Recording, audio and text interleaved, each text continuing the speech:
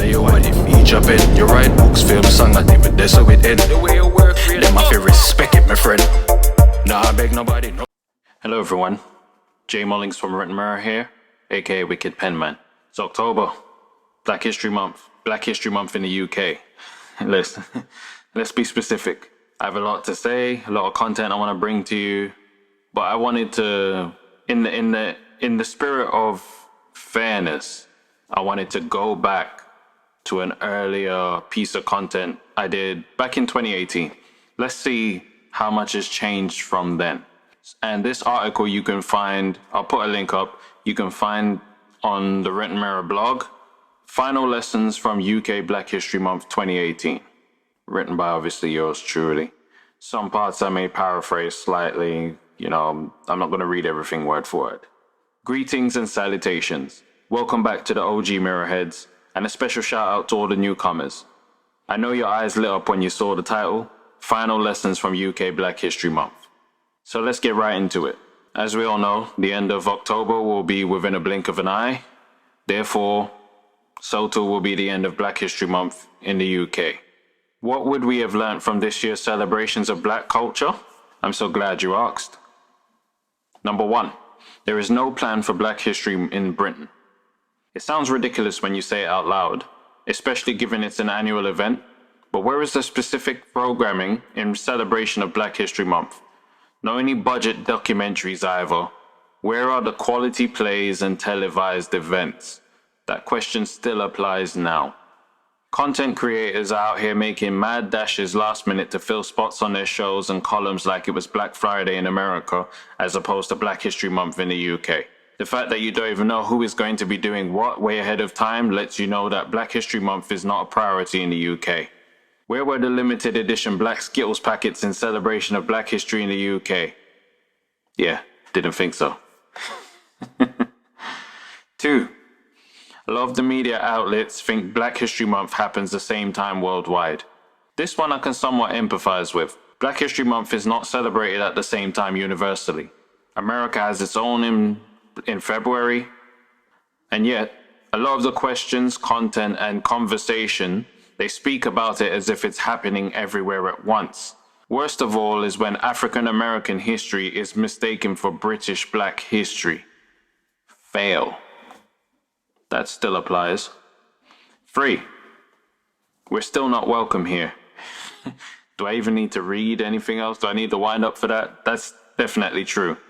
But anyway, something goes wrong in our presence, and we're automatically the focus or the ones expected to make concessions. That's still true to this day. Then there is the language used to make headlines more enticing. For instance, the young ambitious black man who went door to door in the richest borough of London in order to source a blueprint for success is shown as the boy who. Anything remotely ambitious has to have a minor deviance in language or tone accredited to it. We all know you don't go around calling black men boy.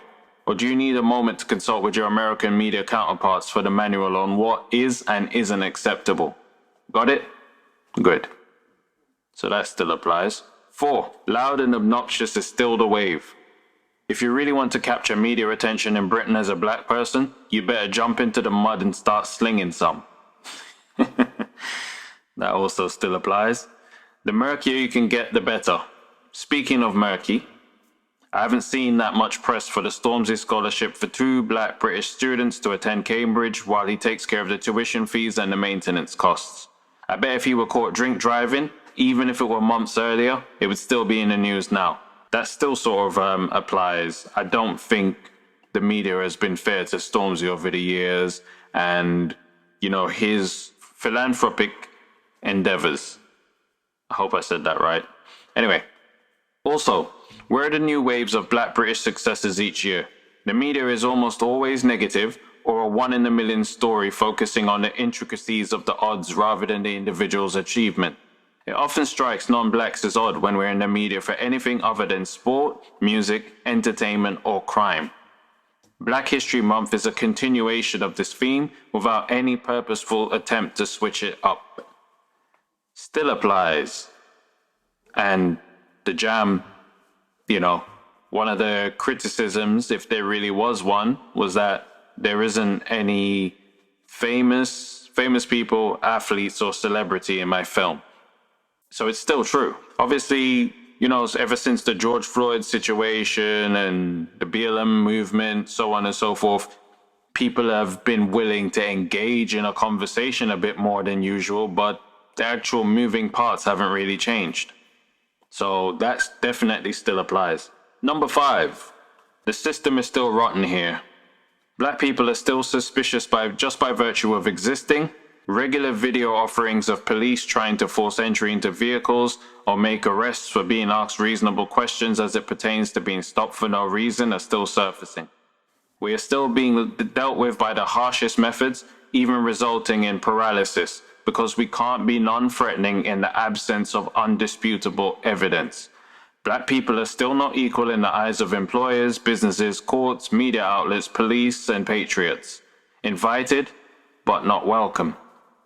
Again, I wrote this in 2018. That statement still, you could say I wrote this last week, and it would still apply now. Nothing has changed. 6, Black UK culture lacks a central leader. Perhaps it would be too much to ask for one person to be at the helm of our culture. It would probably end in our own people dismantling them by digging up old tweets, WhatsApp screenshots, or Facebook posts anyway. Still, it bothers me that there isn't someone incorruptible and incomparable leading the way for the next generation of black children to grow up in a society where they never need to question if they belong, if the opportunities will come, or if it's okay to dream the biggest of dreams. We need a full-time leader. Note briefly, this leader cannot be the benefactor of tokenism. All you would-be candidates take note. Again, that still applies, because tokenism is still a problem, of course. The oneism is still a problem, of course. The people who are often paraded in front of us as being leaders, it's still a problem when those are the same people who have benefited from tokenism, oneism, so on and so forth. I'm not going to name any names. If you're black and you've been paying attention to what's been going on, you know exactly who these people are, and you know exactly why it's, yes, we need someone, but it can't just be anyone. We know this instinctively. 7. This one is funny, but listen. Sporting and entertainment industries in the UK don't care about Black History Month. Where is the evidence of proper care and attention paid to what is essentially a vital part of British culture? Alright, where are the football clubs, for instance, honouring the Windrush generation with free tickets to games for these elders? Where are those gestures we so often see for other causes and short remembrance events? Black people don't count. That's why. Where are the new black stories on our television screens? Where are the genuine black stories being told here in the UK? Or should we just stick to YouTube and podcasts only? BFI, where are the Black History projects you have been funding with the lottery money? Where are the new black artists you are featuring? Black filmmaking is about more than Idris Elba, you know. You think you're slick, but we see you. Okay, so that one in broadly still applies. It took the George Floyd situation before people started kneeling, wearing, you know, they've chosen the slogan Black Lives Matter as in that's what they've been displaying and so on and so forth. But then in a way it's short-lived as well, because I remember the England cricket team wouldn't carry on the gesture. They stopped. As soon as the West Indies went, that was the end of that. For years, you know, I was looking around at, there was always these events and, you know, veterans from here, there, and everywhere, they get tickets to games and blah, blah, blah. There was never a single thing done for Windrush generation veterans and pensioners, and not a thing. Nothing. So in a way, that still counts now. In a way, we're still wondering, where is the money going? In the end, we're still wondering, where are the black, you know, the black projects, where are they? Yes, you have the one show here, the one show there, but it's not enough, right? And again, those people and those projects seem to be, again, the benefactors of tokenism and oneism, right?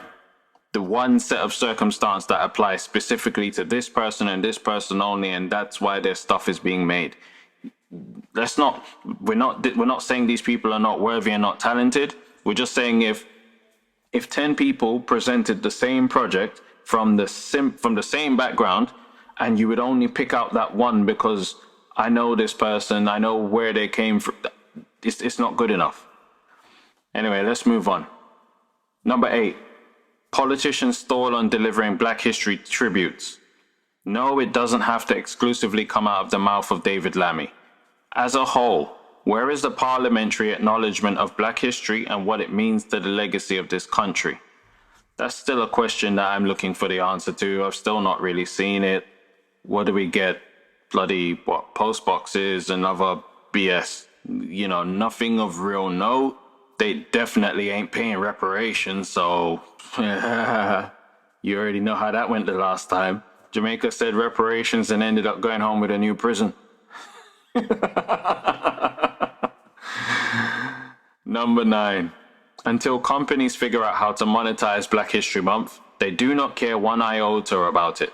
Pride brings in money because it sweeps through the country in a rainbow-colored breeze, leaving behind lots of shiny new coins along the way. When they figure out how to finesse the Black culture here the way America is starting to, watch out. Black History Month will be a mighty fine celebration indeed. I think we're starting to see the seeds of that are being sown now. We're starting to see that a little bit. 10. Africa and the Caribbean aren't united. There is an exceptionally large elephant in the room, and it's time someone addresses it. Africans and people from the Caribbean still aren't natural allies. Anyone with a pair of eyes and ears knows it too. There are hardly any major successes in the mainstream media that come from the Caribbean culture, but we are seeing the Caribbean culture being manipulated in the hands of Africans. It wouldn't be so bad if you didn't also try to sound like you're from the Caribbean with it too. Bring through the people whose culture you're using to secure radio rotation and even tour the world with. Come on now, don't be greedy, share the love. Also, can we get some Caribbean people opportunities that aren't used to perpetrate messy, unsophisticated and ignorant stereotypes? You know exactly what I'm talking about too. That point, number 10, is still very true. I remember, what was it, less than a month ago, that horrible fake, what was it, countdown, Jamaica, or Caribbean, whatever the hell that was, that supposed sketch that was just like, that did not come from a place of people that has seen us and respect us and love us. That came from, we're Black, we're gonna take aim at you because we take aim at everything. We're gonna go, and it's like, yeah, Africa and the Caribbean still aren't one. That's definitely true. And yes, a lot of what you see from from the African creators, the African entertainers, it is heavily saturated in Caribbean culture. And when I say Caribbean, I mean the entire Caribbean. But if we're gonna keep it a buck, a lot of it is replicating what they see from, or what they've seen and been around from Jamaicans. Yes, I said it. And I'm not lying with it. And I'm not saying it to be horrible or spiteful. I'm not saying it to stir nothing. The truth is the truth. And then also when it comes to when the Caribbean thing finally gets a little opening, it's always this messy, unsophisticated and ignorant stereotypes. And even when it's Caribbean like comedians and stuff being pushed through the pipeline or whatever, you notice that their content, it's almost like it's not made for Caribbean people's enjoyment. Like, there's no pride in it. It's always taking the mick out of your own culture in a way that's, it's not endearing at all. But yeah, anyway, I wanted to share this and look at this, and so I wanted to use this as a starting point for Black History Month and what I do going forwards. I've got quite a bit of content for you. Like I said, I've got more than a few topics. But yeah, I felt like that was an important starting point. If you feel I'm wrong on anything, enter the comments. Tell me exactly where I'm wrong. And yeah, let's hash it out. If you're African and you feel a way about what I just said in the last point, okay, let it be known. If you're from the Caribbean and you don't agree, let it be known.